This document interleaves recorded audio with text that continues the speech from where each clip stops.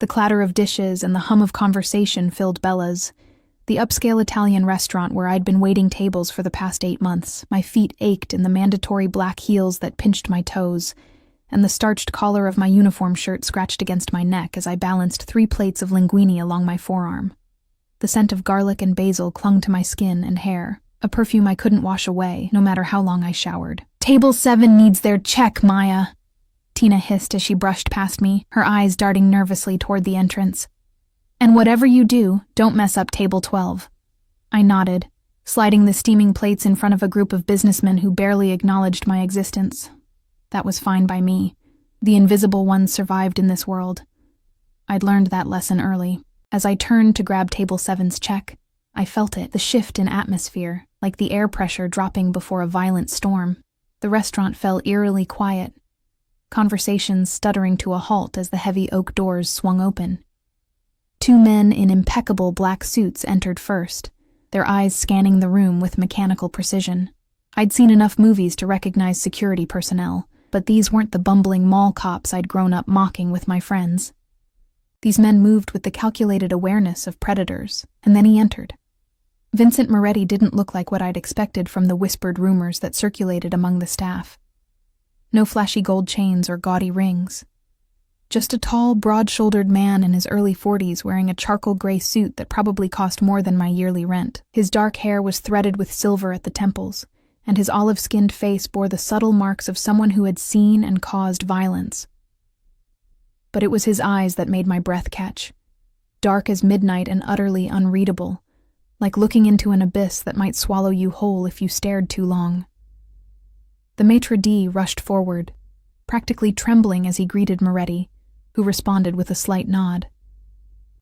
They spoke in hushed tones before the staff began a flurried reconfiguration of table 12, the best table in the house, secluded in the corner with a view of both the restaurant and the street outside.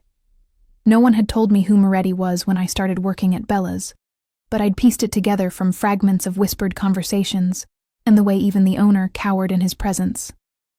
Vincent Moretti controlled half the city's underground operations, from gambling to protection rackets. The kind of man whose name was spoken in whispers, if at all, but it wasn't Moretti who caught and held my attention. It was the small figure partially hidden behind his imposing frame. A little girl, no more than 7 years old, with glossy dark hair falling in neat waves around a heart-shaped face. She wore a pressed navy blue dress with patent leather shoes, looking like she belonged on a private school brochure rather than trailing behind one of the most dangerous men in the city. "Sophia, come," Moretti said, his voice surprisingly soft as he guided the child to the table with a gentle hand on her shoulder. I watched as one of the guards pulled out her chair first, then Moretti's.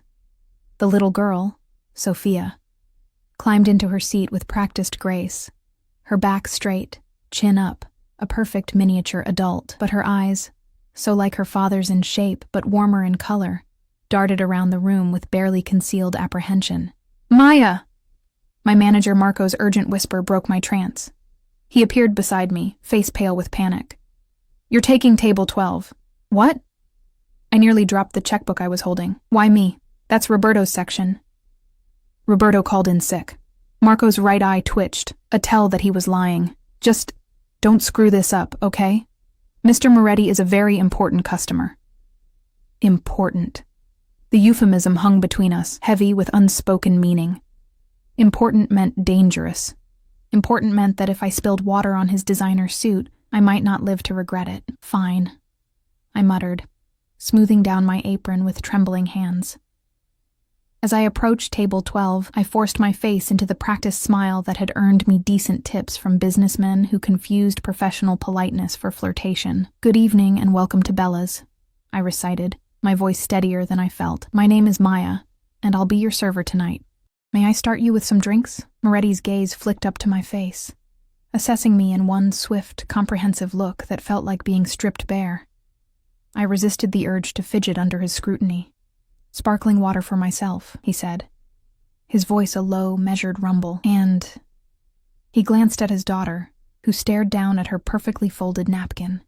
For the first time, I noticed how the other servers gave their table a wide berth, how the nearby diners kept their eyes deliberately averted. Even Marco was hovering near the kitchen door, watching our interaction like someone might watch a ticking bomb. "Does your daughter want something special to drink?" I asked, surprising myself with my boldness. "We have Italian sodas in different flavors. The raspberry is my favorite." Moretti's expression remained impassive, but something flickered in his eyes. Surprise, perhaps. "Sophia doesn't speak," he stated flatly. The little girl's shoulders hunched slightly at her father's words, and I saw her small fingers clutch the edge of the tablecloth. "That's okay," I said, addressing Sophia directly, bending slightly to meet her downturned gaze. "You don't need to speak to have preferences." I didn't expect what happened next. Without thinking, my hands moved in the familiar patterns I hadn't used in years, not since my cousin Ellie moved away. "Would you like raspberry, strawberry, or orange?" I signed, the movements coming back to me with surprising ease. Sophia's head snapped up, her dark eyes widening in shock. For a heartbeat, the restaurant seemed to fade away, and it was just us, a little girl and a waitress, connected by unexpected understanding. Then her small hands lifted, fingers moving tentatively. "Strawberry, please." The smile that bloomed across her face was like watching the sun break through storm clouds. I smiled back, warmth spreading through my chest. "She'd like the strawberry," I told Moretti, straightening up. He stared at me with an intensity that made my skin prickle, his expression unreadable. One of his bodyguards shifted position, hand drifting toward his jacket in a motion that made my stomach clench. "You know sign language," Moretti said, a statement rather than a question. I nodded, suddenly aware that I might have overstepped. My cousin was deaf. We grew up together. For several excruciating seconds, he continued to stare at me. Then, just as I was considering the quickest route to the exit, his expression softened fractionally. "Sparkling water and a strawberry Italian soda," he confirmed, "and we'll need a few minutes with the menu." "Of course." I backed away from the table, exhaling the breath I hadn't realized I was holding. As I headed toward the drink station, I felt Moretti's gaze following me, heavy as a physical touch between my shoulder blades. I returned with their drinks, setting Sophia's soda down with an extra flourish that made her eyes light up. "Thank you," she signed discreetly. "You're welcome," I replied, aware of Moretti watching our exchange with hawkish intensity. Throughout dinner, I found myself drawn back to their table more often than necessary. Each time, I would sign something small to Sophia, a question about her food, a comment about the dessert options, and watch her face illuminate with the joy of being understood. It was clear that few people bothered to communicate with her directly. Most addressed her father, speaking about her as if she weren't present. By the time dessert arrived, tiramisu for Moretti and gelato for Sophia, I had learned that she loved dolphins, hated broccoli, and was learning to play the piano. Simple things, childhood things that seemed incongruous with the daughter of a man who made people tremble with a glance. As they prepared to leave, I brought their check, placing it discreetly beside Moretti's empty espresso cup. He withdrew a sleek leather wallet, sliding a black credit card into the folder without even glancing at the total. "Daddy, can Maya be my friend?" Sophia signed, her movements so quick and excited that I almost missed them. My heart stuttered as Moretti's eyes snapped to mine, his expression suddenly guarded. "I think Maya is busy with her job, Sophia," he replied, his voice gentle but firm. "Thank her for the nice service." Sophia's face fell, and my heart squeezed painfully in my chest. Before I could stop myself, I signed to her, "I'm here every Tuesday through Saturday. Come visit anytime." Her answering smile was radiant, but it was Moretti's reaction that sent a chill down my spine.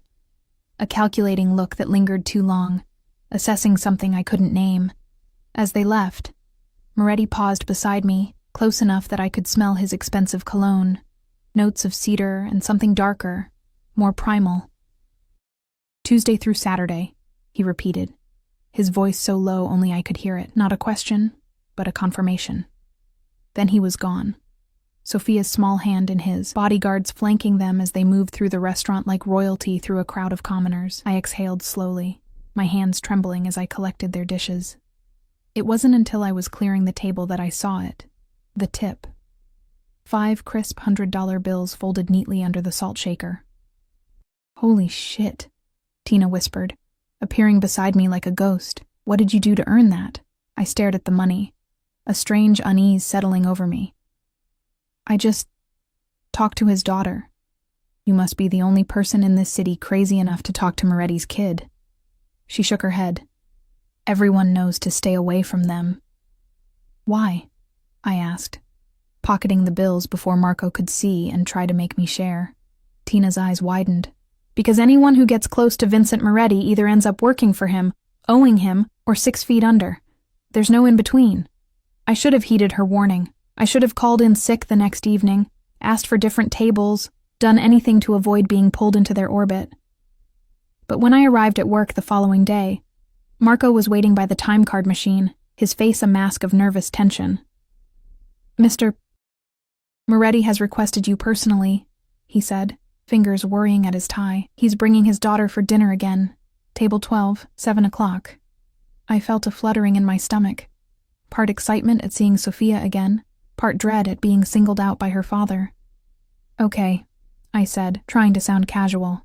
No problem.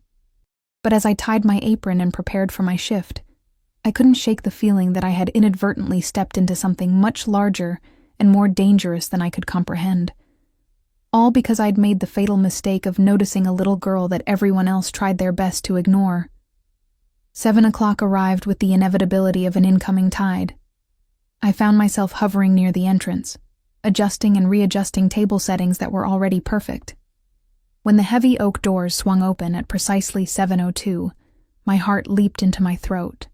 This time Moretti brought 3 guards instead of 2. They entered in the same formation, scanning the restaurant with practiced efficiency, before Moretti himself appeared. Sophia trailed behind him, wearing a burgundy dress with a matching headband, her small hand clutching a worn stuffed dolphin, a detail that made something twist in my chest. Despite being the daughter of one of the most feared men in the city, she was still just a child, clinging to a beloved toy. Our eyes met across the restaurant, and her face lit up. She tugged on her father's sleeve, signing rapidly. Even from a distance, I could read her excitement. Maya is here. Moretti's gaze found me, and a slight smile curved his lips, the kind that didn't reach his eyes. He nodded in acknowledgement as Marco led them to their table. I took a deep breath, smoothed my apron, and approached. Good evening, Mr. Moretti. I turned to Sophia with a genuine smile. Hello again. I like your dolphin. Her answering grin was dazzling. His name is Blue. Daddy got him for me at the aquarium. Sophia has been looking forward to seeing you again, Moretti said, his voice a controlled rumble that sent involuntary shivers down my spine. It seems you made quite an impression. I shifted under his scrutiny, acutely aware that his guards were watching me with the cold calculation of men assessing a potential threat. She's easy to talk to, I replied, trying to keep my voice steady. What can I get you both to drink tonight? The same as yesterday for Sophia. I'll have a glass of the Barolo. As I turned to fetch their drinks, I heard Sophia's hands moving in rapid signs. I glanced back to see Moretti shaking his head. Not tonight, Piccola, he said gently. Maybe another time. Sophia's face fell, and she clutched her dolphin tighter. When I returned with their drinks, curiosity got the better of me. What did you ask your father? I signed to Sophia while setting down her strawberry soda. She glanced hesitantly at Moretti, who gave an almost imperceptible nod of permission. I wanted to know if you could sit with us for a little while, she signed, her small fingers moving shyly. I don't have many friends who know how to talk to me. My heart constricted at her admission. Before I could respond, Moretti spoke. Perhaps Ms. He paused, eyes flicking to my name tag, though I was certain he already knew my name. Maya could join us for a few minutes after her shift ends. It wasn't a question or even a suggestion. It was a statement of fact, the kind that brokered no argument. My mouth went dry as I realized the implied command. Refusing didn't feel like an option. I finish at 9, I said, the words tumbling out before I could consider their implications. Moretti nodded, satisfied. We'll be here until 9:30. Sophia usually has dessert around 9. He lifted his wine glass in a gesture that was somehow both a dismissal and a promise. The next 2 hours passed in a blur of orders, plates, and forced smiles. I was hyper-aware of Moretti watching me as I worked, his dark eyes tracking my movements whenever I passed near their table. By the time my shift ended, my nerves were stretched taut as piano wire. I changed out of my server uniform in the employee bathroom, splashing cold water on my face and staring at my reflection in the spotty mirror. Dark circles shadowed my eyes, a testament to too many late nights picking up extra shifts to make rent. I'd pulled my chestnut hair into a neat ponytail for work, but now I let it fall loose around my shoulders, a small act of reclaiming myself from my waitress persona. "You don't have to do this," I whispered to my reflection. "You could just leave." But even as the thought formed, I knew I wouldn't. Something about Sophia's loneliness called to me, resonating with memories of my own isolated childhood. When I emerged from the back room, Marco intercepted me, his face creased with worry. "Maya, what are you doing? Going to their table out of uniform? Are you crazy?" He asked me to join them, I said, keeping my voice low. What was I supposed to say? "No thanks, I'm busy"? Marco ran a hand through his thinning hair. "Listen to me. Vincent Moretti doesn't make casual invitations. If he's interested in you, there's a reason." A chill skittered down my spine. "He's not interested in me. He just wants someone who can talk to his daughter." "And you don't find that strange? That of all the people in this city who know sign language, you're the one serving his table, twice in a row?" Marco's eyes darted nervously toward Moretti's table. "Just be careful. Men like him don't believe in coincidences." His words followed me like a shadow as I made my way across the now quieter restaurant. Moretti saw me coming, his conversation with one of his guards cutting off abruptly. He stood as I approached, a gesture of old-world courtesy that seemed incongruous with what I knew of him. "Maya," he said, as though testing the sound of my name on his tongue. "Please join us. Sophia has been counting the minutes." The little girl was practically bouncing in her seat, her eyes bright with excitement. "You came," she signed, as though she had half expected me to disappear. "Of course I did," I signed back, sliding into the chair one of the guards had pulled out for me. "I promised, didn't I?" Sophia beamed, then launched into rapid signing, telling me about her dolphin, her piano lessons, and a book she was reading about sea creatures.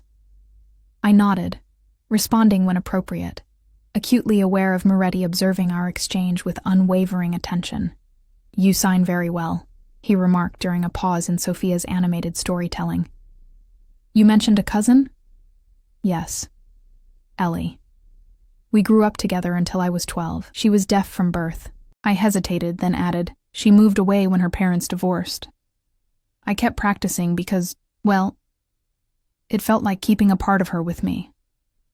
Something flickered in Moretti's eyes, a momentary softening that transformed his face, making him look almost approachable. Loyalty, an admirable quality. A server, not one I recognized from my shift, appeared with 3 desserts: tiramisu for Moretti, gelato for Sophia, and a slice of chocolate cake that was placed in front of me. "I took the liberty of ordering for you," Moretti said, noting my surprise. "Sophia mentioned you told her chocolate was your favorite." I glanced at Sophia, who nodded enthusiastically. "You said it yesterday when you showed me the dessert menu," she signed. "Thank you," I murmured, unsettled by the realization that they had discussed me, remembered details about me I barely recalled sharing. As we ate our desserts, Moretti asked questions, casual inquiries about my life that felt anything but casual under his intense scrutiny. Where I lived, a cramped studio apartment in a neighborhood that made his jaw tighten almost imperceptibly. How long I'd worked at Bella's, where I'd grown up. I answered truthfully but vaguely, instinct telling me to reveal as little as possible. "And your family?" he asked, his tone conversational, but his eyes sharp. "It's just me," I said, the familiar ache of aloneness twisting in my chest. "My parents died in a car accident when I was 17. I've been on my own since then." Something shifted in Moretti's expression, a look I couldn't decipher. Before he could respond, Sophia tugged on his sleeve. "Can Maya come to my piano recital next week?" She signed, her movements eager and hopeful. "Please, Daddy." Moretti's gaze moved between his daughter's pleading face and my startled one. A slow smile spread across his features, the first genuine one I'd seen from him. "Would you like to come, Maya?" he asked, his voice soft but laden with unspoken implications. It would mean the world to Sophia. I looked at the little girl, her dark eyes wide with hope, and found myself nodding before I could consider the consequences. "I'd love to. When is it?" Thursday evening at 7, the Westridge Academy of Music. Moretti reached into his jacket pocket and withdrew a business card. He flipped it over and wrote something on the back before sliding it across the table to me. My personal number, in case you have any questions. The card was heavy, cream-colored cardstock with just his name and a phone number embossed in elegant black script. The handwritten number on the back, I suspected, was one few people possessed. My driver will collect you at 6:30, he continued, as though my acceptance was a foregone conclusion. Text your address to that number. I can get there on my own, I said, a feeble attempt to maintain some control over the situation. Moretti's smile didn't waver, but something hardened in his eyes. The academy is in Westridge Heights. It's not easily accessible by public transportation, and the parking is complicated. His tone made it clear this wasn't a point for negotiation. I swallowed my objection, nodding instead. 6:30 then. Sophia clapped her hands together in delight, then launched into a detailed explanation of the pieces she would be playing. As she signed animatedly, one of Moretti's guards bent down to whisper something in his ear. His expression darkened momentarily before smoothing into impassivity. Unfortunately, we must cut this evening short, he announced, placing his napkin beside his half-eaten tiramisu. Sophia, it's time to go.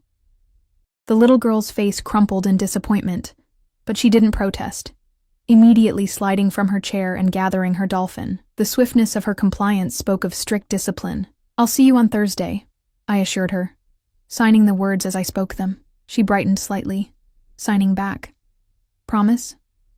Promise, I replied, making the sign with deliberate emphasis. Moretti watched our exchange with an expression I couldn't read. Then he stood, buttoning his jacket with the fluid grace of a man accustomed to being observed. Until Thursday, Maya. As they left, flanked by their protective detail, I remained seated, staring at the business card between my fingers. The implications of what I'd agreed to washed over me in a cold wave of realization. I was about to willingly enter Vincent Moretti's world, a world I knew only through whispered rumors and news reports carefully worded to avoid libel suits. You okay?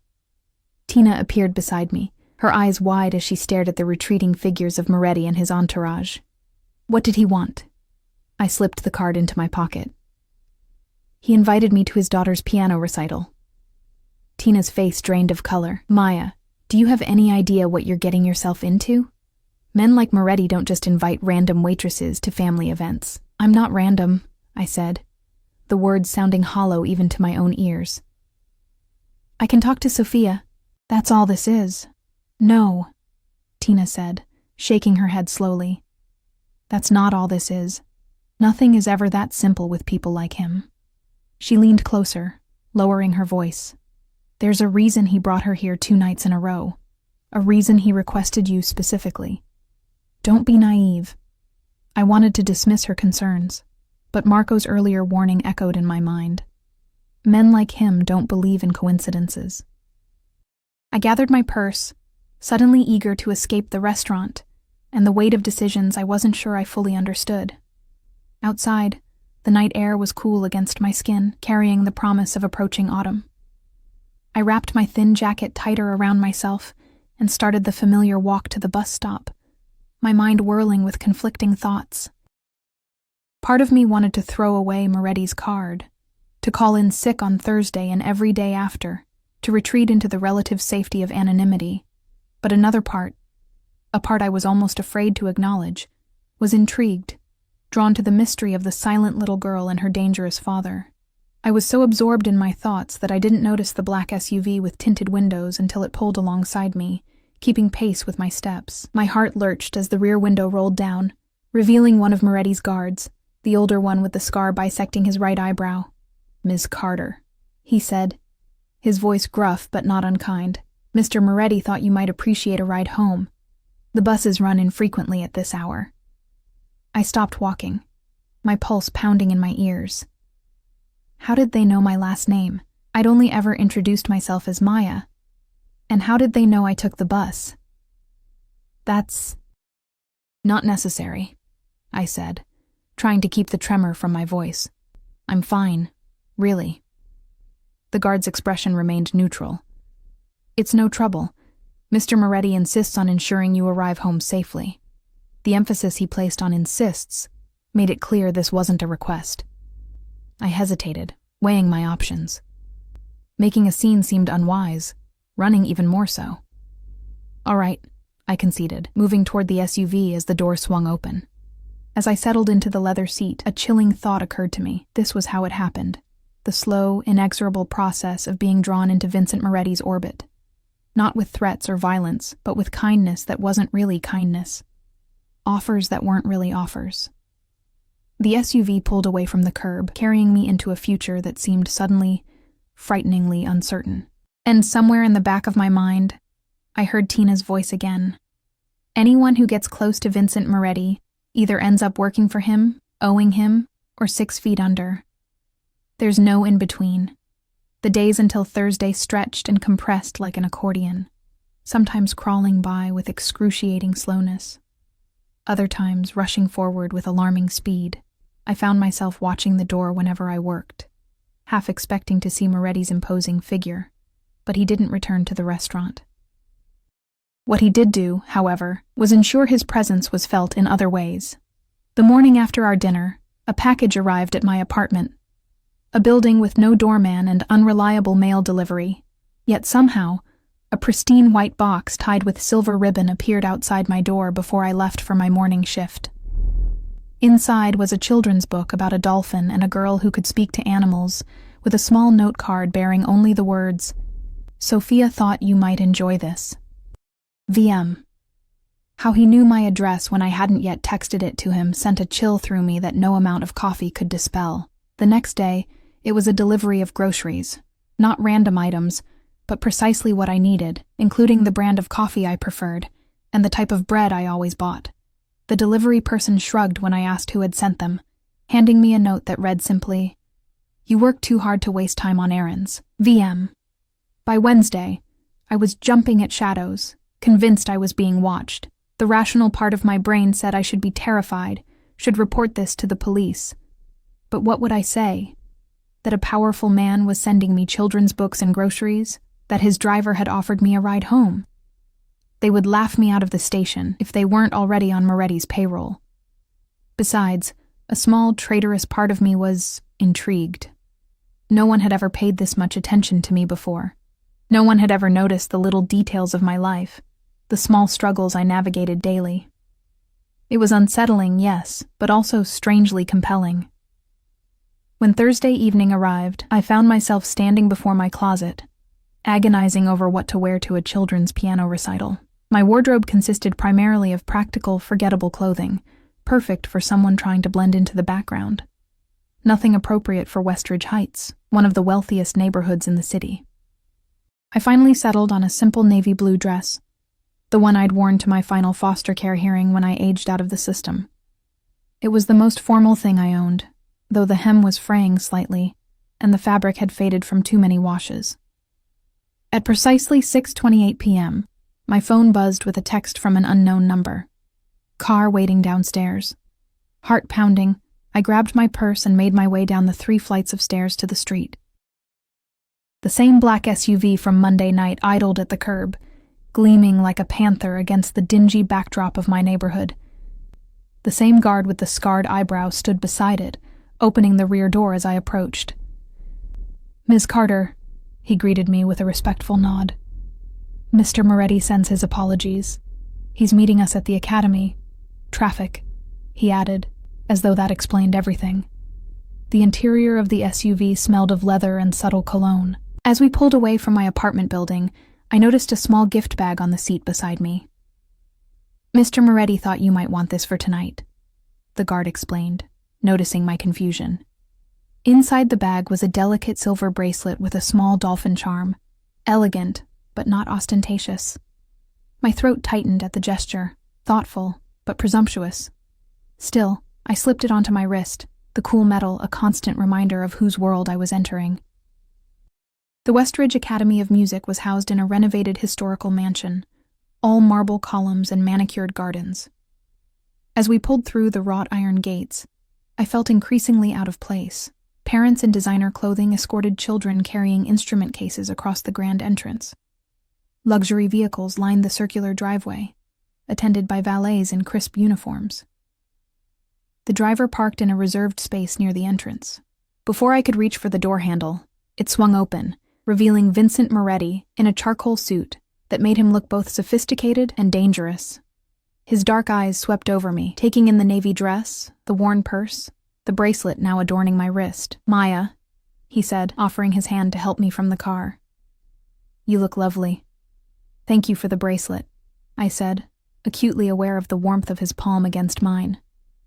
"You didn't have to do that. Sophia picked it out," he replied, though something in his expression suggested there was more to the story. "She'll be delighted you're wearing it." He didn't release my hand as he led me up the marble steps, his bodyguards flanking us discreetly. I was intensely conscious of the stares following our progress, curious, wary, some openly hostile. Clearly, Moretti was known here, his reputation preceding him even in this rarefied environment. "Where is Sophia?" I asked, trying to ignore the whispers that trailed in our wake. "Backstage with the other performers. We'll see her afterward." He guided me through ornate double doors into a concert hall with soaring ceilings and gleaming wood paneling. "I've reserved seats in the front row." As we moved down the center aisle, people shifted in their seats, gazes darting away when Moretti looked in their direction. No one spoke to him directly, though several men nodded in acknowledgement. Their wives clutched designer purses closer, as though proximity to him might taint them somehow. We settled into plush velvet seats just as the lights dimmed. A distinguished-looking woman in her 60s took the stage, welcoming parents and introducing the evening's program. I scanned the printed program Moretti handed me, finding Sophia's name among the performers. Sophia Moretti, Clair de Lune by Claude Debussy. "She's been practicing for months," Moretti murmured, his voice close to my ear. "She was determined to master it, though her teacher suggested something simpler." There was unmistakable pride in his tone, a father's admiration for his child's determination. It humanized him in a way that made my heart constrict painfully. The recital began with younger children playing simple pieces, their small faces serious with concentration. Parents applauded enthusiastically after each performance, no matter how halting or mistake-riddled. I found myself relaxing slightly as the program progressed, swept up in the innocent atmosphere of children sharing their developing talents. Then Sophia took the stage, her burgundy dress from Monday night replaced with a pale pink one that made her look even younger than her 7 years. She walked to the grand piano with careful steps, her back straight, chin lifted in the same poised manner I'd noticed at the restaurant. She didn't look toward the audience, didn't scan the crowd for her father's face as the other children had done. When she began to play, I understood why. Sophia's small hands moved across the keys with a confidence and sensitivity that belied her age. Notes flowed like water, the familiar melody of Clair de Lune filling the hall with ethereal beauty. She played with her eyes closed, lost in the music, her expression serene. In that moment, she wasn't the mute daughter of a feared man. She was simply a child with an extraordinary gift. Beside me, Moretti sat absolutely still, his breathing shallow, eyes fixed on his daughter with naked adoration. I glanced sideways at him, struck by the transformation. Gone was the calculating coldness, replaced by something raw and vulnerable. For the first time, I saw him not as Vincent Moretti, the crime boss, but as Sophia's father, a man capable of profound love. When Sophia finished, there was a moment of stunned silence before the audience erupted in applause. She opened her eyes, gave a small, practiced bow, and finally, for the first time, looked directly at the front row. When she saw me sitting beside her father, her solemn face broke into a radiant smile. I found myself on my feet, applauding with genuine enthusiasm, my eyes stinging with unexpected tears. Moretti stood beside me, his expression composed once more. But I'd seen the crack in his armor. After the final performer, parents streamed toward the reception area where the children would join them. Moretti placed his hand at the small of my back, guiding me through the crowd. People parted before him like water around a stone. "Mr. Moretti," a woman's voice called, sharp with forced pleasantness. "A moment, please." We turned to find an elegant woman in her 40s approaching, her blonde hair swept into a perfect chignon, diamonds glittering at her throat and ears. Beside her stood a man I assumed was her husband, His smile strained. "Mrs. Blackwell," Moretti acknowledged with a slight nod. "Mr. Blackwell." "Sophia's performance was quite impressive, Mrs. Blackwell said, her gaze sliding to me with poorly disguised curiosity, far beyond what one would expect from a child her age. "She works hard," Moretti replied, his tone courteous but cool. "Talent means little without discipline." "Indeed." Mrs. Blackwell's smile didn't reach her eyes. "I was hoping we might discuss the spring charity gala. As a board member, I'd be remiss not to at least ask for your contribution again this year." I felt Moretti stiffen beside me, though his expression remained pleasant. "Why don't you have your assistant call mine to discuss the details? I'm sure we can come to an arrangement that benefits the academy." The emphasis he placed on benefits carried an undercurrent I couldn't quite decipher, but Mrs. Blackwell's smile faltered slightly. "Of course," she murmured, before turning her attention to me. "And you are?" Before I could answer, Moretti's hand pressed more firmly against my back. "Maya Carter, a family friend." The lie, or was it a lie, hung between us, laden with implications I wasn't prepared to examine. Mrs. Blackwell's eyebrows rose fractionally. "How lovely. Well, we won't keep you from Sophia. I'm sure she's eager to hear your praise." With a brittle smile, she retreated, husband in tow. "What was that about?" I asked once they were out of earshot. Moretti's mouth quirked in a humorless smile.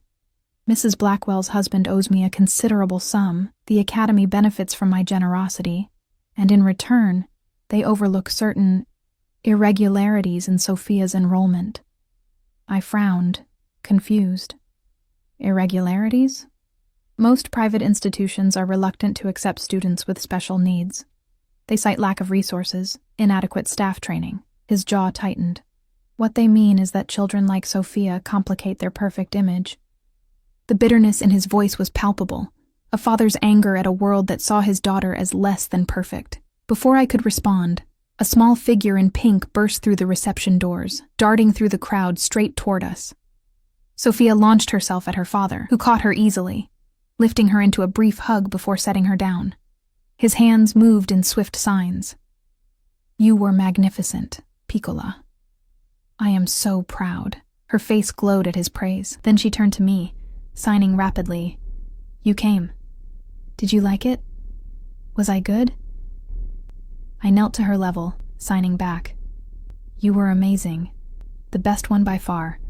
I've never heard anyone play so beautifully." Her small hands clasped together in delight before she threw her arms around my neck in an impulsive hug.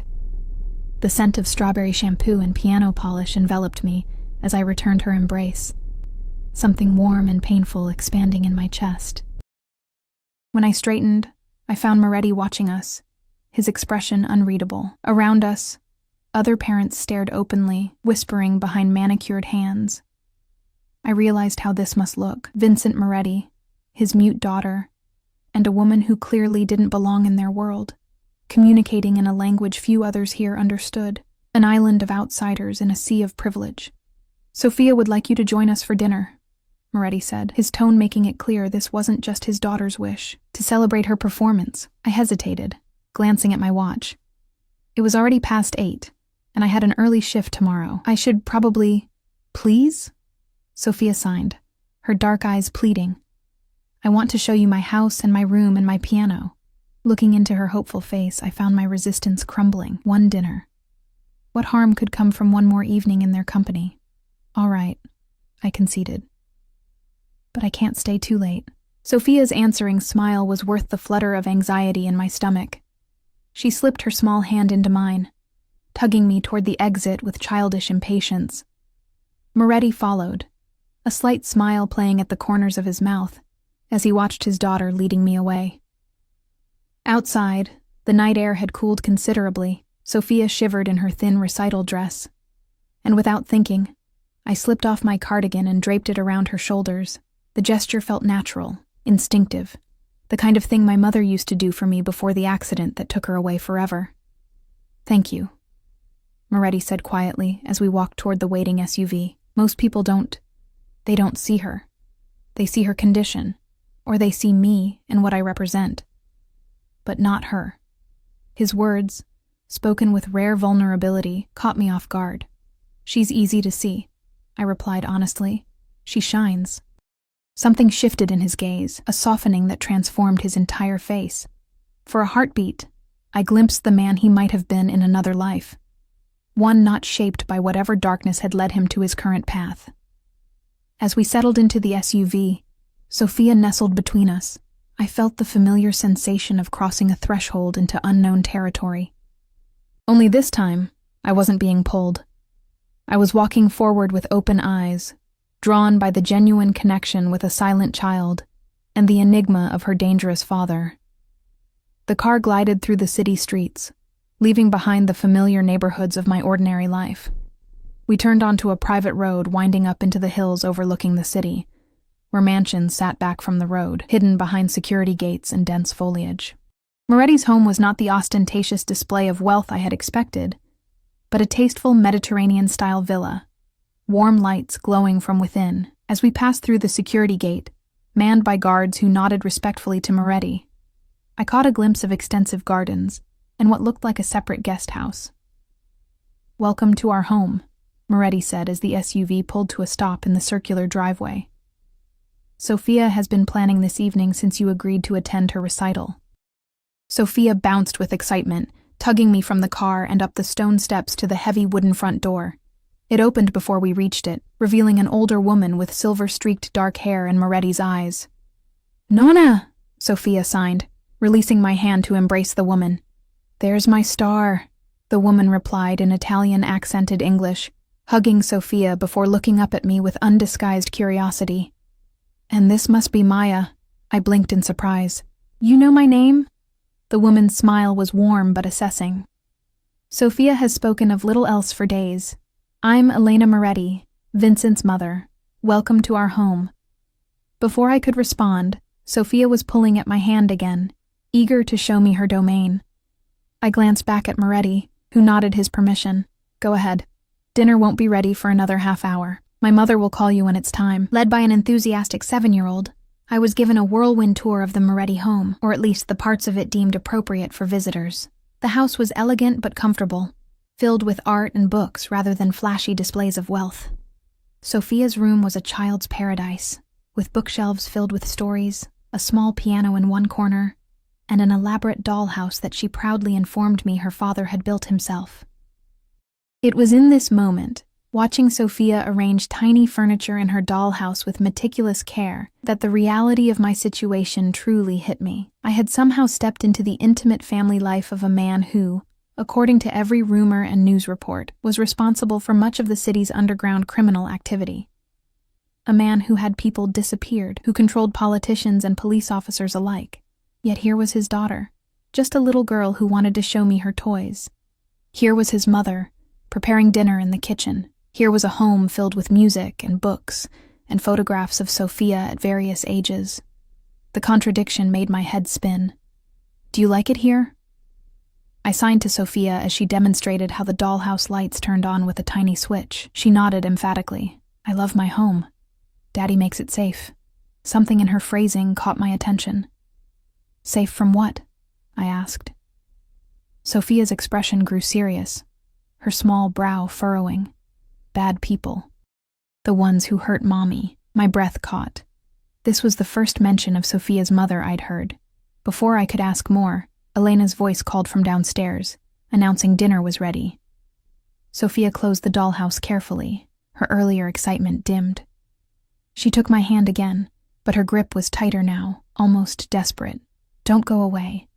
She signed quickly, her eyes wide and earnest. "Please stay with us." The childish plea struck me like a physical blow, layered with meanings I couldn't fully decipher. As I followed her downstairs to where Moretti and his mother waited, I felt as though I was balancing on the edge of a precipice, with no clear view of what waited below if I fell or jumped. The dining room was intimate despite its size, warmed by candles and the rich aroma of home-cooked Italian food. No staff served us. Instead, Elena brought out dishes herself: lasagna, fresh bread, salad with vine-ripened tomatoes. Moretti poured wine for the adults, sparkling water for Sophia. The domesticity of the scene was jarring, at odds with everything I knew: or thought I knew, about the man at the head of the table. Sofia sat beside me, occasionally signing comments about the food or asking me questions. I noticed that both Moretti and Elena signed as they spoke, a family adaptation that allowed Sofia to follow all conversations. It was touching and telling. "Maya," Elena said as she served me a second helping of lasagna I hadn't requested but was too intimidated to refuse. "Vincent tells me you learned sign language for your cousin." "Yes," I replied, acutely aware of Moretti watching me from across the table. "We grew up together until I was 12. "And after that?"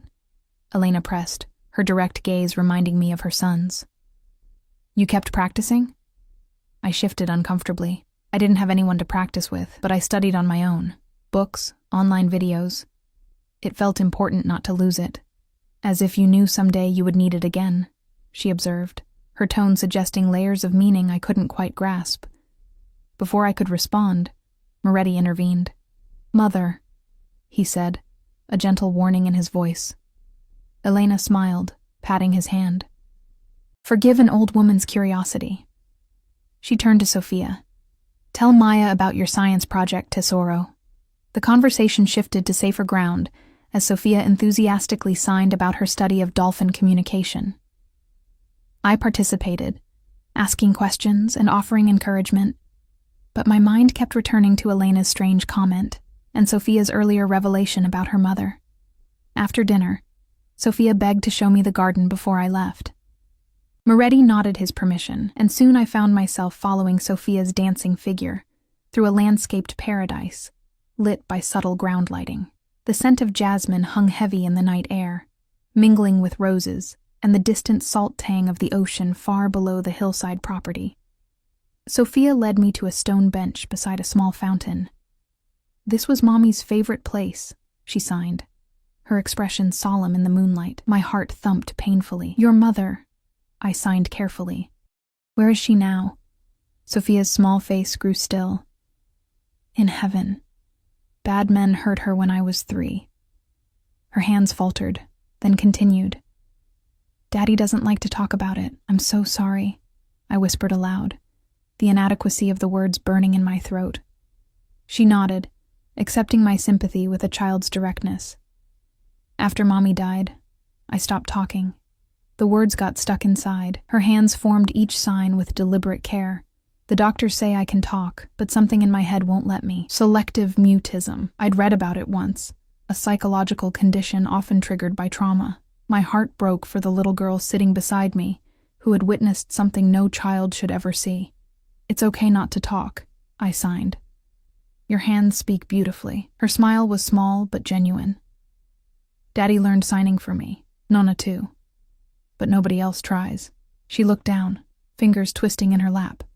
"The other kids think I'm weird." "Kids can be mean when they don't understand something," I replied, remembering my own childhood isolation after my parents' death, the way foster siblings had either pitied or resented me. "Did they think you were weird too?" Sofia asked, her perception startling me. I hesitated, then nodded. "Sometimes. After my parents died, I moved around a lot. It was hard to make friends.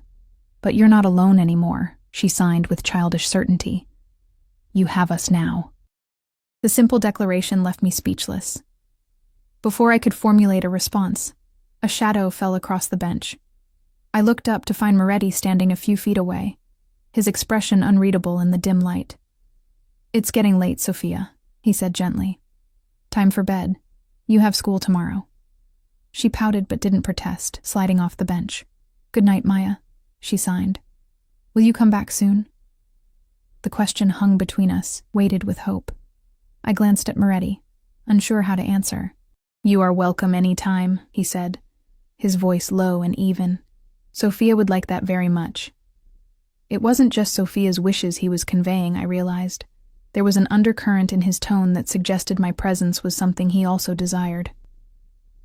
"Good night, Sofia," I signed. "Your playing was beautiful.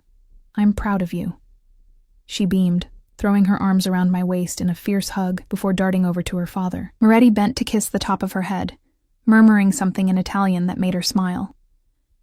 She signed something back that I couldn't catch, then skipped toward the house where Elena waited at the terrace doors. When we were alone, Moretti sat beside me on the bench, leaving a respectful distance between us. For several moments, we listened to the gentle splash of the fountain. "She told you about her mother," he finally said. Not a question, but a statement. I nodded. "Not much. Just that. Bad men hurt her." Moretti's jaw tightened, a muscle working in his cheek. Isabella was shopping with Sophia, downtown, middle of the afternoon. They were followed leaving a toy store. His voice was flat, controlled, but I could hear the rage simmering beneath. 3 men. A rival organization thought they could send me a message. My blood ran cold. They killed her in front of Sophia? No. His hands curled into fists on his thighs. Isabella saw them coming. She hid Sophia in a display cabinet, told her not to make a sound no matter what she heard. He drew a ragged breath. My daughter watched through the slats as they took her mother. She didn't make a sound. Not then, and not since. Horror washed through me. "Did you find them? The men who took her?" Something terrible and cold moved across Moretti's face, transforming his features into those of a stranger. "Yes." The single word contained volumes, a promise fulfilled, a vengeance so complete it didn't require elaboration. I shivered. Not from the night air, but from the reminder of exactly who sat beside me. I failed to protect them. He continued after a moment, his voice softer now. "I thought my name alone would be shield enough. I was wrong." The vulnerability in his admission caught me off guard. This was not the calculated display of a man trying to earn sympathy, but the raw confession of a husband and father still haunted by his greatest failure. "It's why we live here now," he added, gesturing to the high walls surrounding the property, the security I'd noticed at every entrance. "Why Sophia has guards at her school. Why she rarely goes to public places. A gilded cage," I murmured. His gaze snapped to mine, sharp with surprise at my insight. "Yes, but a necessary one." "And you?" I asked, the question slipping out before I could reconsider. "Is it your cage too?" Something shifted in his expression. A softening, a recognition. "Perceptive," he said quietly. "Yes, Maya. In many ways it is. The choices I've made, the path I've walked, there's no turning back. There's always a choice," I said, thinking of my own life. The crossroads I'd faced after my parents' death, the harder path I'd chosen rather than following friends into drugs and petty crime. Moretti studied me, his dark eyes reflecting the moonlight. "Is that what you believe? That we always have a choice?" "I believe we have more choices than we sometimes let ourselves see."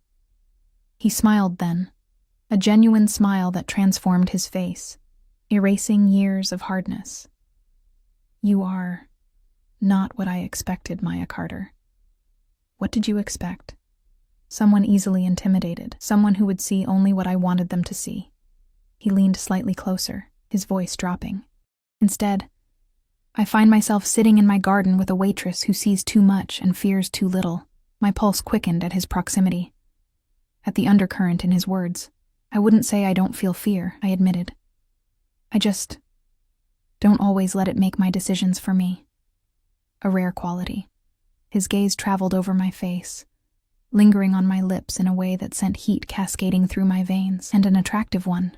The moment stretched between us, taut with possibility. Part of me, the rational, self-preserving part, screamed to pull back, to maintain distance from this dangerous man, but another part, a part I barely recognized, wanted to lean into that danger, to discover what lay beneath the controlled exterior. Before either impulse could win, the terrace doors opened, spilling light onto the garden path. Elena stood silhouetted in the doorway. "Vincent," she called, "Sophia is asking for you. She won't sleep until you say goodnight." The spell broken, Moretti straightened, putting distance between us. "I should take you home," he said, his voice once again composed. "It's late." The drive back to my apartment was quiet, the silence between us charged with unspoken words. Moretti sat beside me in the back of the SUV, close enough that I could feel the heat of him, smell the subtle cologne that had become familiar over the past week. His bodyguards occupied the front seats, their presence a constant reminder of the world he inhabited. As we neared my neighborhood, the contrast between his life and mine grew stark. The clean, affluent streets gave way to graffiti-marked buildings and shuttered storefronts.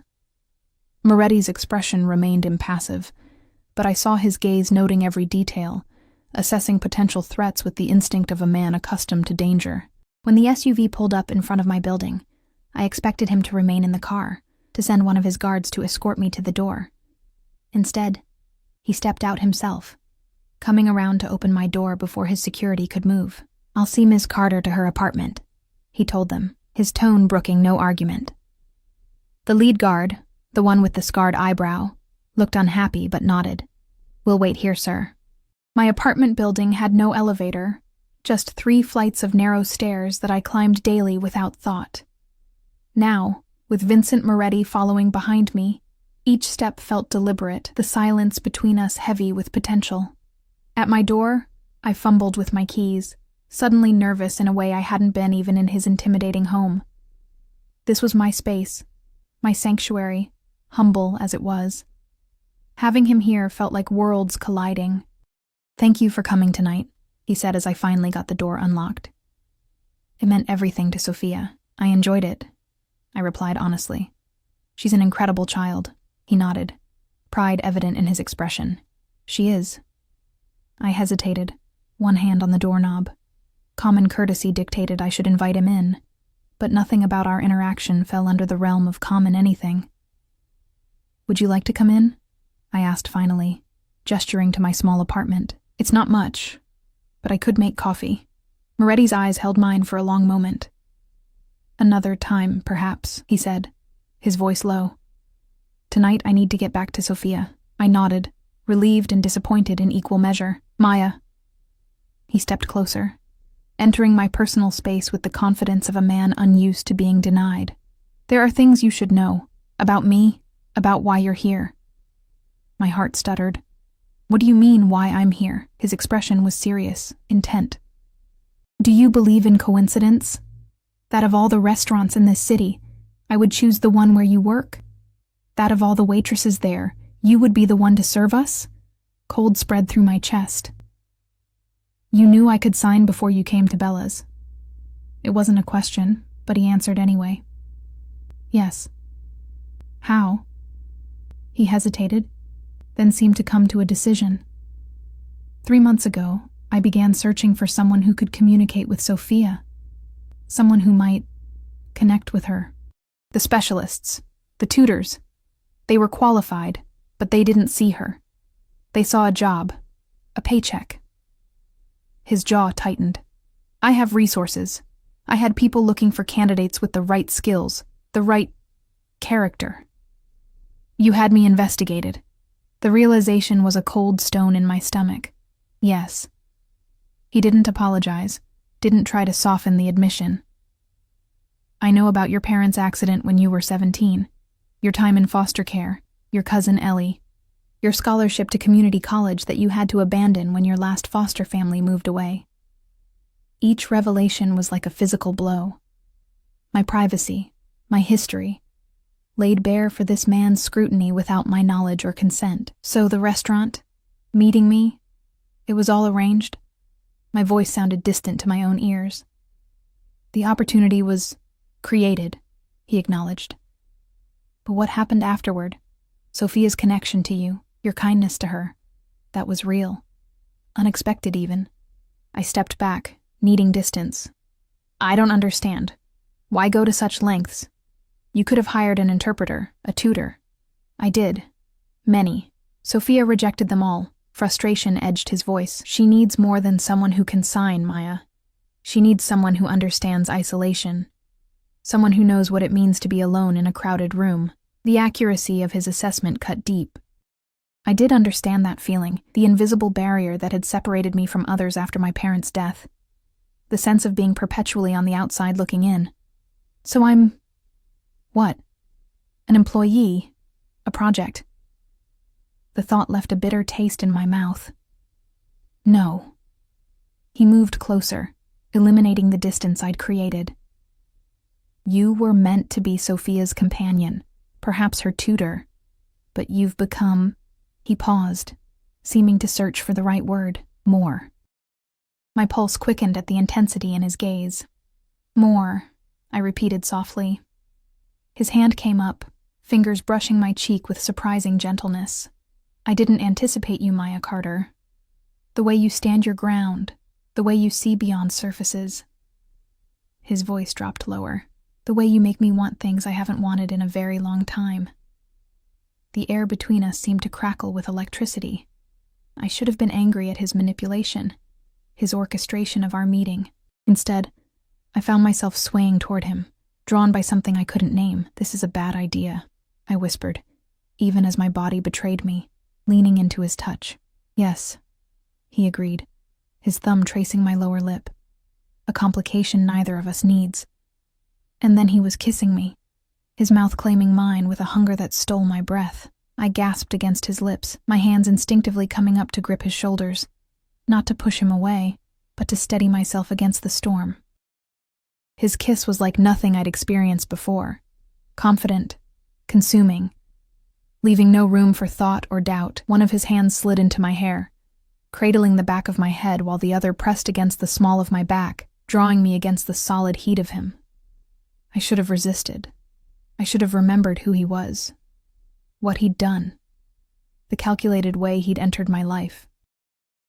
Instead, I found myself responding with equal fervor, months of loneliness and years of guarded isolation crumbling under his touch. When we finally broke apart, both breathing heavily, I couldn't meet his eyes. Confusion and desire warred within me, leaving me shaken. I should go, he said, his voice rough. My men are waiting. I nodded, unable to form words. He stepped back, visibly composing himself. I'd like you to come to the house this weekend. Saturday afternoon. Sophia wants to show you her dolphins. The mundane request after such a charged moment was almost comical. I found myself laughing softly, the sound slightly hysterical even to my own ears. This is insane, I said, finally looking up at him. You know that, right? Whatever this is, it's crazy. A smile touched his lips, transforming his face. Most worthwhile things are, in my experience. He reached for my hand, bringing it to his lips in an old-world gesture that should have seemed affected, but instead sent shivers racing up my arm. Saturday, he said, pressing a kiss to my palm. I'll send a car at noon. Then he was gone, footsteps receding down the stairs, leaving me standing in my doorway with my lips still burning from his kiss and my mind reeling with questions I was afraid to answer. Inside my apartment, I leaned against the closed door, trying to process everything that had happened. The revelation that our meeting had been orchestrated should have left me feeling violated, manipulated. Instead, I found myself dwelling on what he'd said about me understanding Sophia, about the kiss that had ignited something long dormant within me. My phone buzzed with a text message. Unknown number. Home safe. Sleep well, Maya. VM. I stared at the screen, wondering what I'd gotten myself into. Tina's warning echoed in my mind. Anyone who gets close to Vincent Moretti either ends up working for him, owing him, or 6 feet under. But as I got ready for bed, my fingers kept straying to my lips, remembering the feel of his mouth on mine, the strength of his arms around me. For the first time in years, I felt truly seen, not as the orphaned girl, the struggling waitress, the invisible woman moving through life without leaving ripples. Vincent Moretti had orchestrated our meeting, had investigated my past without my knowledge or consent. I should have been outraged, should have deleted his number and refused to see him or Sophia again. Instead, I found myself setting an alarm for Saturday morning, already wondering what I would wear. As I drifted toward sleep, one thought surfaced from the chaos of my mind. I was falling, had perhaps already fallen, into the orbit of a dangerous man and his wounded daughter, and despite every warning, every red flag, I wasn't sure I wanted to find my way out again. Saturday arrived with golden autumn sunlight streaming through my thin curtains. I'd barely slept, my mind cycling between anticipation and anxiety about what the day might bring. After trying on nearly every item in my limited wardrobe, I settled on a simple sundress I'd found at a thrift store, pale blue with tiny white flowers, modest yet feminine. At precisely noon, my phone buzzed with the now familiar text, "Car waiting." The same black SUV idled by the curb, but this time when the door opened, Sophia burst out, running toward me with a joyful expression. She wore denim overalls over a striped shirt, looking like any ordinary child, rather than the polished miniature adult I'd seen at the restaurant and recital. "Maya!" she signed enthusiastically. "You came!" "Of course," I signed back, smiling at her exuberance. "I promised, didn't I?" She nodded, grabbing my hand and pulling me toward the car where Moretti stood, watching our interaction, his expression softer than I'd ever seen it. "Good afternoon, Maya," he said, his voice sending an involuntary shiver down my spine as memories of our kiss flooded back. "Hello," I managed, acutely aware of his guard's impassive observation and Sophia's curious gaze darting between us. The drive to the Moretti estate was filled with Sophia's animated signing about her dolphins. Not live ones, she clarified, but a collection she was eager to show me. I responded to her enthusiasm, asking questions and admiring her knowledge, while hyper-aware of Moretti beside me, his thigh occasionally brushing mine with the car's movement. When we arrived, Sophia immediately dragged me toward the back gardens, beyond where we'd sat the previous visit. A pathway led through manicured grounds to a guest house I hadn't noticed before, a charming cottage with wide windows overlooking the ocean in the distance. This was Isabella's studio, Moretti explained, as Sophia unlocked the door with obvious familiarity. She was an artist. Now, Sophia uses it for her projects. The interior was sun-drenched and airy, walls lined with built-in shelves containing hundreds of dolphin figures, glass, ceramic, wood, fabric, arranged by size and material with meticulous precision. "Impressive," I said, genuinely awed by the collection. "How long have you been collecting them?" "Since Mommy went to heaven," Sophia signed. Dolphins were her favorite too. She proceeded to show me her most treasured pieces, explaining where each came from and who had given it to her. Many were gifts from her father, who apparently brought back a dolphin figurine from every business trip. As Sophia sorted through a drawer looking for her sketchbook, Moretti stepped closer to me, his voice low. "About Thursday night." "We don't have to talk about it," I interrupted, suddenly afraid of what he might say. He studied me for a moment. "Perhaps not. But I don't regret it." Before I could respond, Sophia returned with her sketchbook, saving me from having to formulate a reply. She showed me drawings of dolphins, surprisingly skilled for a child her age, explained that she wanted to be a marine biologist when she grew up. We spent the afternoon in the sunlit studio, Sophia teaching me the differences between dolphin species while Moretti watched from a comfortable chair in the corner, occasionally adding a comment or answering a question, but mostly content to observe our interaction. As the sun began its descent, Elena appeared at the doorway. "Dinner will be ready in 20 minutes, she announced. "Sophia, come wash up and help me set the table." Sophia looked disappointed, but didn't protest, giving me a quick hug before following her grandmother. As they walked toward the main house, Moretti and I were left alone in the studio, the air suddenly thick with unspoken words. "She adores you," he said, moving to stand beside me at the window. "She's an amazing child," I replied honestly. "So resilient, despite everything." He nodded, pride evident in his expression. "Children adapt. Sometimes too well." His gaze turned distant. "I worry about what she's lost, not just her mother, but her voice, her freedom to be a normal child." The vulnerability in his admission caught me off guard. "You've given her a beautiful home, education, security," I said gently. "Most importantly, you've given her your time and love. Many children have far less." His eyes met mine, something warming in their depths. "You see the best in situations, don't you? Despite everything life has thrown at you." I shrugged, uncomfortable with his assessment. "Not always. But I try to focus on what can be built rather than what's been lost." He stepped closer, one hand coming up to touch my cheek with surprising gentleness. "That's a rare quality." My heart hammered against my ribs as he leaned in, his intention clear. This time, there was no shock when our lips met, just a warm current of inevitability. The kiss was softer than our first, a question rather than a demand. When we parted, I kept my eyes closed for a moment, gathering my courage. "This is complicated," I whispered. "Yes," he agreed, his thumb tracing my lower lip. "More than you know." "Then help me understand," I said, meeting his gaze directly. "Who am I to you, Vincent? Sophia's tutor? A curiosity? A distraction?" Something shifted in his expression. Surprise, perhaps, at my directness. "You were meant to be just Sophia's companion," he admitted.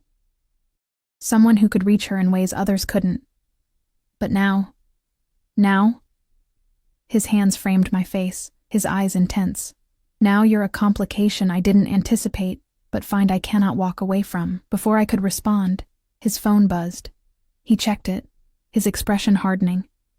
"We need to go to the house, now." The sudden shift in his demeanor sent alarm racing through me. "What's wrong?" "Security breach," he said tersely, already moving toward the door. "Stay close to me." Fear clenched my stomach as I followed him across the garden. 2 guards met us halfway, hands inside their jackets in a way that left little doubt they were armed. "Where's Sophia?" Moretti demanded, his voice carrying the sharp edge I remembered from our first meeting at Bella's. "With your mother in the safe room, sir," one guard replied. "The perimeter alert was triggered at the southeast corner. Teams are sweeping the grounds now." Moretti nodded, seemingly satisfied with this answer. He placed a protective hand at the small of my back, guiding me toward the main house with swift, purposeful strides. The man I'd been kissing moments ago had vanished, replaced by someone harder, more dangerous. A reminder of exactly who Vincent Moretti was. Inside the house, more guards moved with efficient precision, speaking into communications devices and checking security monitors. One broke away from the group, approaching Moretti with what looked like a tablet. "Sir, we've identified the breach," he said, showing Moretti something on the screen. "Looks like an animal triggered the sensor, a deer. No human presence detected." Moretti's posture relaxed slightly, though his expression remained vigilant. "Maintain full sweep protocols. I want confirmation." "Yes, sir." He turned to me, his face softening fractionally. "Everything's fine. Just a false alarm." His hand found mine, squeezing gently. "This happens occasionally. Better to overreact than underreact." I nodded, still shaken by the sudden transformation I'd witnessed. This was the reality of his world. Constant vigilance, the ever-present threat of danger, not just the trappings of paranoia, but necessary precautions for a man with enemies. "Where are Sophia and Elena?" I asked, trying to keep my voice steady. "The safe room. They'll come out when we get the all clear." He hesitated, then added, "Would you like to see it? Might be good for you to know where it is, just in case." The implication that I might need such knowledge in the future sent a chill through me. But I nodded. "Yes, I think that would be wise." He led me through the house to what appeared to be a normal bookcase in his study. At his touch, a hidden panel revealed a keypad where he entered a code. The bookcase slid aside, revealing a steel door with another keypad, and what looked like a retinal scanner. "State of the art," he explained, as he completed the security protocols. "Bulletproof, signal-proof, with its own air supply and enough provisions for 3 people to last a week." The door swung open to reveal a surprisingly comfortable room about the size of my entire apartment. Elena sat in an armchair reading, while Sophia was curled on a small couch with a tablet, apparently watching a movie. Both looked up as we entered. "Daddy!" Sophia signed, jumping up. "Was it bad, guys?" "Just a deer, Piccola," Moretti assured her, kneeling to her level. "Nothing to worry about." She nodded solemnly, then noticed me standing in the doorway. "Maya, come see my special room." As Sophia proudly showed me around the safe room, pointing out the bathroom, the food supplies, the games and books to pass the time, the reality of her life hit me with renewed force. This child lived in a world where safe rooms were necessary, where security protocols were as routine as bedtime stories. A gilded cage indeed, but one built from the materials of genuine danger. Once the all-clear was given, we proceeded with dinner, as if nothing had happened. Elena served her homemade lasagna, Sophia chattered about her dolphins, and Moretti resumed the role of attentive host.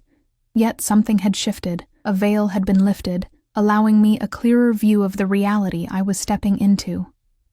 After dinner, while Sophia went with Elena to prepare for bed, Moretti invited me to his study for a drink. The room was masculine but not ostentatious, lined with books that showed signs of actual reading rather than decorative arrangement.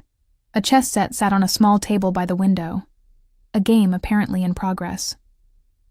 He poured 2 glasses of amber liquid from a crystal decanter, handing one to me before gesturing to a leather armchair. I sat, taking a small sip of what turned out to be exceptionally smooth scotch. "You're thinking," he observed, settling in the chair opposite mine. "I can practically hear it." I met his gaze directly. "Today was illuminating. The security incident," he said, nodding. "It frightened you." "Not exactly." I chose my words carefully. It clarified things, reminded me of who you are, what your life entails. A shadow crossed his features. "And now you're reconsidering." "I'm being realistic," I countered. "Vincent, I'm a waitress who can barely make rent. You're—" I gestured vaguely, encompassing his world. "A criminal," he finished flatly. "You can say it, Maya. I know what I am." I didn't deny it. There's an entire world between us, one I'm not sure I belong in. Yet here you are. His voice softened, growing husky. "And I find I want you to stay." The intensity in his gaze sent heat coursing through me. "For Sophia," I said, needing clarification. "For Sophia," he agreed, "and for me." He set his glass down, moving to kneel before my chair. "I won't pretend to be something I'm not, Maya. The world I inhabit is dangerous, often ugly. But with you," he took my hands in his, "with you, I glimpsed something different. Something I thought was lost to me forever." My heart stuttered at the raw emotion in his voice. "This is happening so fast," I whispered. "Some things don't need time," he replied. "Just recognition." His phone buzzed again, and frustration flashed across his face as he checked it. "I need to take this," he said reluctantly. "Business that can't wait. Will you stay? There's something important I need to discuss with you." I nodded, and he stepped out, closing the study door behind him. Alone with my thoughts, I moved to the window, gazing out at the security lights illuminating the garden. The contrast between the beauty of this place and the danger that necessitated its fortifications mirrored the contradiction of the man himself, capable of tender affection for his daughter and cold violence toward his enemies. The door opened behind me, but when I turned, it wasn't Moretti who entered. It was Elena, her expression grave. "He'll be a while," she said, closing the door quietly. "Those calls often take time." She moved to stand beside me at the window, her profile, so like her son's, outlined against the darkness beyond. "You care for him," she observed.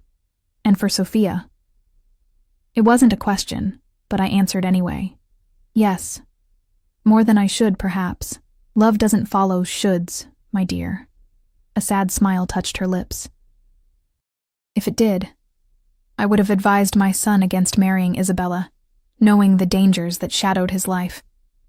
My breath caught. "Did you?" "No. Because I saw how she transformed him, brought light into darkness." She turned to face me fully. "As you are beginning to do." I shook my head, overwhelmed by the implication. "I barely know him. Sometimes the heart recognizes what the mind has not yet processed." She placed a gentle hand on my arm. "But you should know what you're choosing, Maya. My son's world is not for the faint of heart. I'm beginning to understand that." She nodded, satisfied. "Good, because he's going to offer you a choice tonight, and whatever you decide will change both your lives irrevocably." Before I could ask what she meant, the door opened again. Vincent entered, his expression resolute, as if he'd come to an important decision. Elena kissed her son's cheek, murmured something in Italian, and left us alone.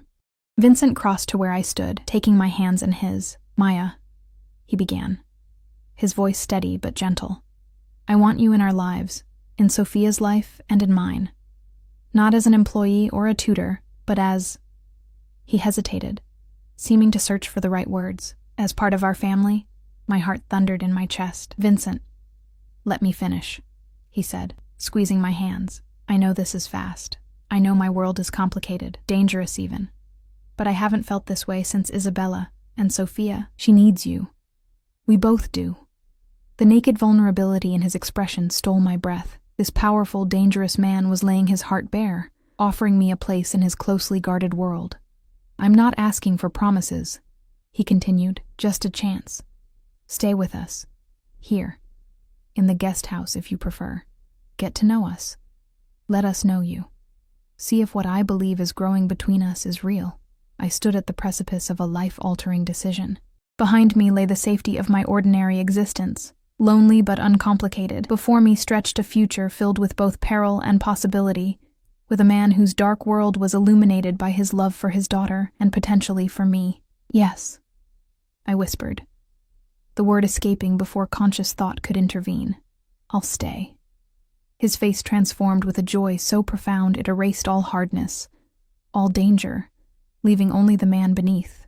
He pulled me into his arms, his kiss a seal upon our agreement, a promise of all that might come. I knew there would be challenges ahead, adjustments to a world so different from my own, the shadows of his business that I would have to reconcile with the man I was coming to love.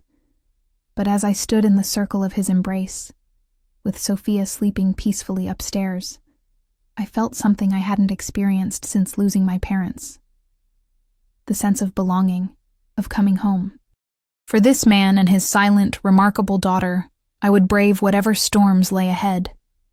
Together, we would forge something new from the broken pieces of our pasts, a family built not on blood, but on choice, on recognition of kindred spirits who had found each other against all odds.